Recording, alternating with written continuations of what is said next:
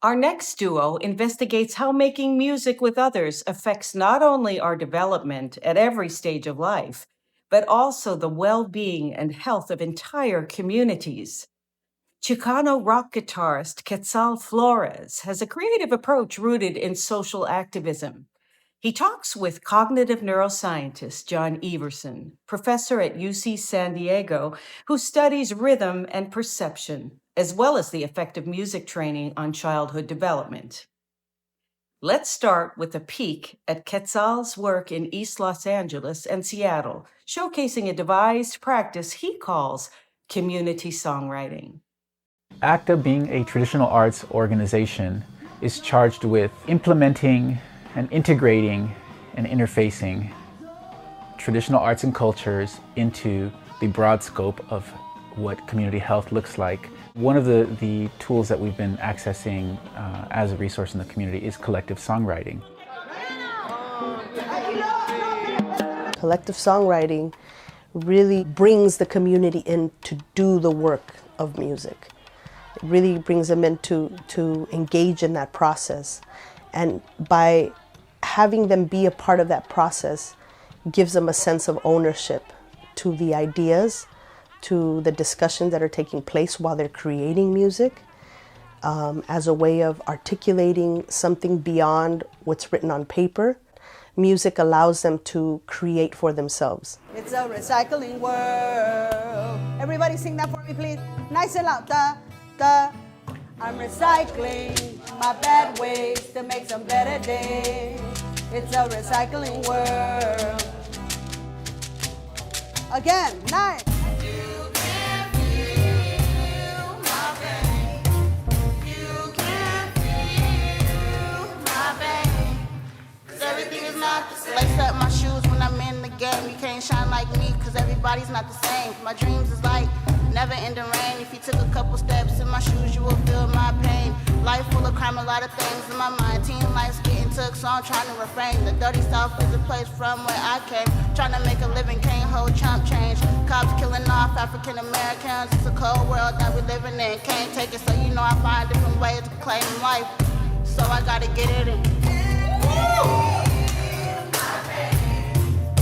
We've had workshops on DACA DAPA and deferred action. We've had workshops on the local control funding formula. We've had workshops on Boyle Heights for youth and youth advocacy in general.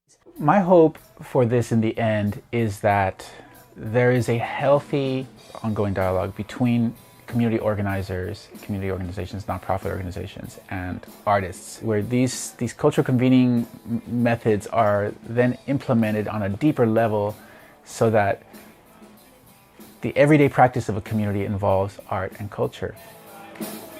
So that video was fantastic. It's very, very inspiring to see the work you're doing to really help people realize their dreams and ambitions through music. It's interesting, but I think we have a lot in common. I think what we're doing scientifically is really aiming to do the same thing, using music to help kids grow up to be the best that they can. I'm really curious to know what kinds of methods you use to try to get people to express their deepest feelings through music, because we all know that not everyone is comfortable with music. So I'm just curious how you open up a group like that. Like you said, we do have so much in common, and a lot of what we're thinking about when we enter into a space like that is behavior, right? Conditions. We are entering with an understanding of who's at the table and knowing how to arrive in an informed, cohesive, and respectful manner that can lend itself to quickly building trust, initiating a relationship that doesn't end with the song, the creation of the song, but that continues on through the work that is being discussed, through the process, this open-ended process. It's beautiful, really beautiful. We think a lot about why are humans musical in the first place, and I think you really hit on one of the most compelling ideas, is that music is a mechanism for building groups. It is a mechanism for bringing people together. It's part of being human. It's part of our species. Music has been a part of education since the time of the ancients. Confucius Socrates, all spoke about how music is a way to cultivate not just the mind, but the soul, the heart. Is there something that you find that music has a certain power to unlock? Absolutely. And I think it goes beyond simply music. I think it's important for us to enter into a conversation around culture and cultural, not just cultural relevance, but cultural sustainability. When we were in the space with the Latino community, and mostly parents who were talking about schools and how their children are engaging in schools and how they want to be a part of that engagement, you notice it was a cumbia. The rhythm was a cumbia, right, or a Mexican cumbia. And so that was by design. That was because within the process of engaging in the conversation, we asked about what they wanted to hear, what they felt, what moved them. And so I want to turn this around and actually ask you a question, because I think about the term finding your voice, right? And this can go for, in the space like this, you often see someone who may be quiet, who suddenly asks a question or makes a comment, a one-word comment based on the conversation. And so finding voice, what is happening? What is happening neurologically when someone is projecting a vibration from their mouth, from their cavity? And even further, what happens when you multiply that by community? That's a fantastic question. I'll be totally honest and say I don't know. We don't know yet exactly how that works. But there's definitely something to do with what we call, metacognition, which is like thinking about thinking. It's about how you view yourself. And something about music and about singing is very direct, unmitigated, unmediated kind of form of communication. It's not going through the part of the brain that puts sentences together and checks if things are true or false and things like that. And I really wonder if, kind of making that transition from being inward and self-controlled to being more spontaneous, if there's some way in which music kind of facilitates that transition in a way that other kinds of inputs might not. I'm just thinking about tradition, and I have a friend who used to work at University of Washington, and he studied birds and bird songs. And he told me that there are birds that for generations sing the same song, and they pass on their songs, right? I made tamales this holiday. That is a tradition that spans thousands and thousands of years. Mm-hmm. How did it land in my hands, and why did it land in my hands? And what is my responsibility in this to continue this tradition? And so then this goes to the idea of research, mm-hmm. Okay? How do we decolonize research? How do we engage research methods with a critique on white supremacy, capitalism, and patriarchy to arrive at a more cooperative way of engaging? And it's probably not called research because that has a very specific meaning, so that someone would not even think about entering into a space to extract information, but in fact is entering into a space understanding that they have an obligation for life to that community or that person or that group of people. There's a lot there that we can talk about for hours, I think. First off, I mean, you're asking about how can we, decolonize research? How can we turn research? I would say, I think you have given the answer already, which is community, which is, in my way of thinking, it's a kind of a lateral sharing. It's recognizing that each person, each group has their own perspectives. But what we're doing, for example, in our current project, which is called the Early Project up in Vista School District in San Diego County, we're testing the idea that giving kids, pre-kindergarten, kindergarten kids, group singing lessons will help them in school, help them learning language, help them with all of their schoolwork. And so there's been a tradition in scientific research saying, well, music can be good for math, good for language. And there's some evidence for that as well. But one really interesting thing we found with my colleagues at UCSD is that our music measures actually seem like they are separate from those more traditional academic measures.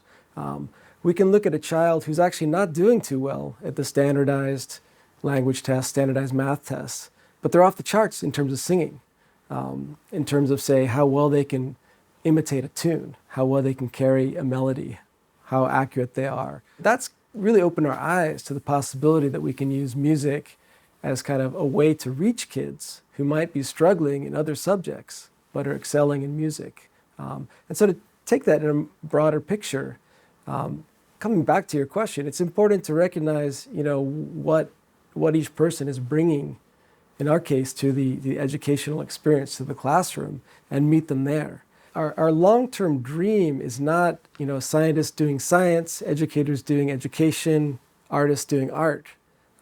It's really all three of those groups working together to create something that goes beyond any one of those labels, right? It takes time. There's a lot of translation, a lot of languages that are different have to be learned from each other. So it takes, years even.